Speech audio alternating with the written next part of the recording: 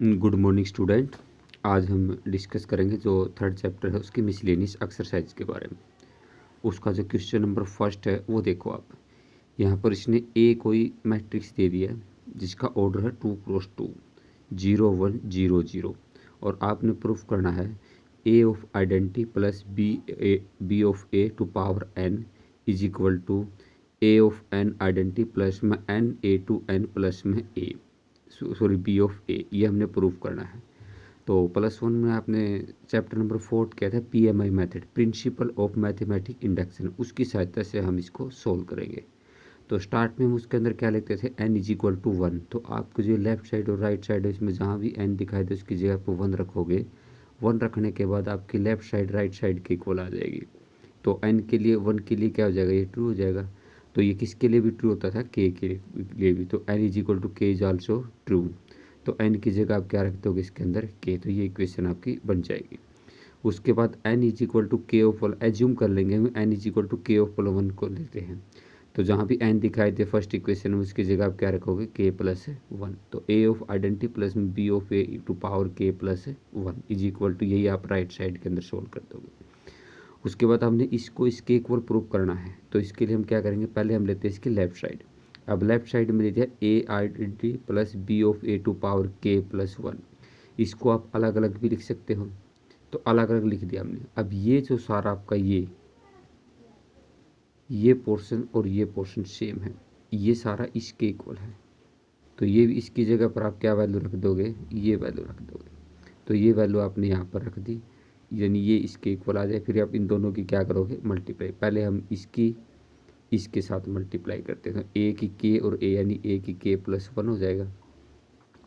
फिर इसकी आप इसके साथ मल्टीप्लाई करोगे तो ये आगे कर रखी जो multiply A to K B of A, फिर K of A to B of A, ये मल्टीप्लाई आप कर भी लोगे। इसको एज इट इज़ रख दिया हमने यहाँ पर।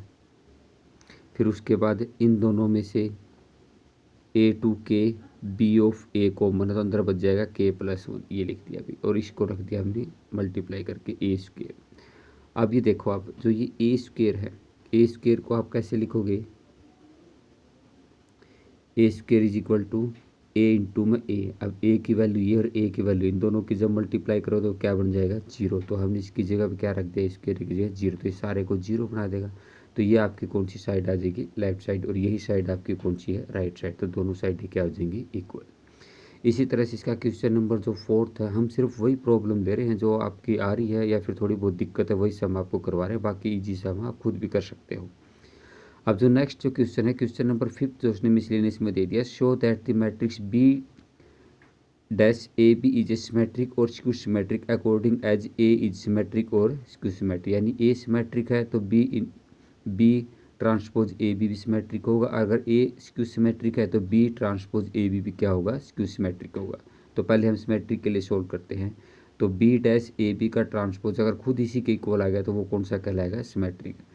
तो बी ए बी का ट्रांसपोज आप कैसे लिखोगे, अलग अलग लिखोगे। एक प्रॉपर्टी आपने पढ़ी होगी इसके अंदर कि जो ए बी का जो ट्रांसपोज होता है वो किसके इक्वल होता है, बी का ट्रांसपोज और ए का ट्रांसपोज। तो वही इसके अंदर भी क्या लिखोगे आप। तो जो बी ट्रांसपोज ए बी है, तो ए बी को हमने एक मैटर मान लिया। तो ए बी का ट्रांसपोज और बी का ट्रांसपोज। अब बी के ट्रांसपोज का ट्रांसपोज बी और ए बी फिर मल्टीप्लाई में 2 मैट्रिक्स आ गया, फिर आप इसका ट्रांसपोज कर दो, लास्ट वाला आगे आ जाता है बी का ट्रांसपोज ए का ट्रांसपोज। अब ए का ट्रांसपोज यानी ए उसने पहले ही बोल रखा है कि सिमेट्रिक मैट्रिक्स है, अगर हम सिमेट्रिक प्रूव करना है तो ए का ट्रांसपोज खुद किसके इक्वल आ जाएगा, आपका ए के इक्वल। तो इसकी जगह एक, तो जो हमने लेके चले थे स्टार्ट में वही इसके इक्वल आ गया। तो ये कौन सा मैट्रिक्स बन जाएगा, सिमेट्रिक मैट्रिक्स। इसी तरह आप क्वेश्चन नंबर 11 देखोगे आप। क्वेश्चन नंबर 11 में क्या है कि एक्स कोई मैट्रिक्स है, ये कोई दूसरा मैट्रिक्स है, इन दोनों मैट्रिक्स की मल्टीप्लाई तीसरे मैट्रिक्स के इक्वल दी थी। अगर इक्वल है तो इसका मतलब ये दोनों मैट्रिक्स कंपेरेबल है। कंपेरेबल वही मैट्रिक्स होते हैं जिनका ऑर्डर सेम होता है। अब x हमें नहीं पता किस टाइप का मैट्रिक्स है, तो इसके लिए हम पहले इन दोनों की क्या करेंगे, मल्टीप्लाई। तो x हमने कोई मैट्रिक्स लेट करना है। अब लेट आप मैट्रिक्स करोगे तो उसका ऑर्डर हमने चेक करना होता है। हम उसका ऑर्डर क्या लेके चले, 2x2 ले या 2x3 ले या 3x3 ले। तो उसकी पहचान आपको बताई थी कि जब 2 मैट्रिक्स की मल्टीप्लाई करते हैं तो हम उनकी क्या चेक करते हैं कि जो पहले वाला जो मैट्रिक्स है उसकी कॉलम और जो दूसरे वाला मैट्रिक्स है उसकी रो सेम होनी चाहिए। इसकी रो 2 है तो इसके कॉलम कितना होना चाहिए आपका 2, तो 2 इसके कॉलम बन जाएगा। अब बात आ गई रो की। रो के अंदर क्या है, उसके बाद ये दोनों सेम आने के बाद जो आपका आंसर आता है वो ये आता है, और ये आंसर जो आएगा ये मैट्रिक्स इज इक्वल टू इस मैट्रिक्स के, तो इसका मतलब ये दोनों मैट्रिक्स कंपेरेबल है।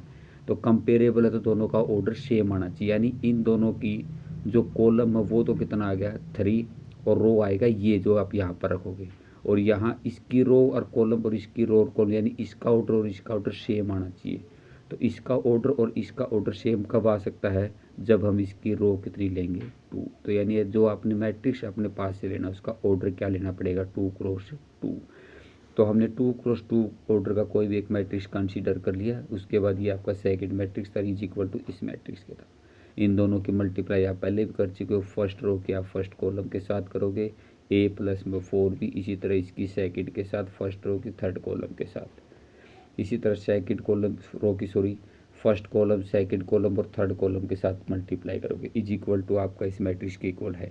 फिर दोनों का ऑर्डर सेम है, इसका भी ऑर्डर 2 क्रॉस 3 है और इसका भी ऑर्डर 2 क्रॉस 3 है।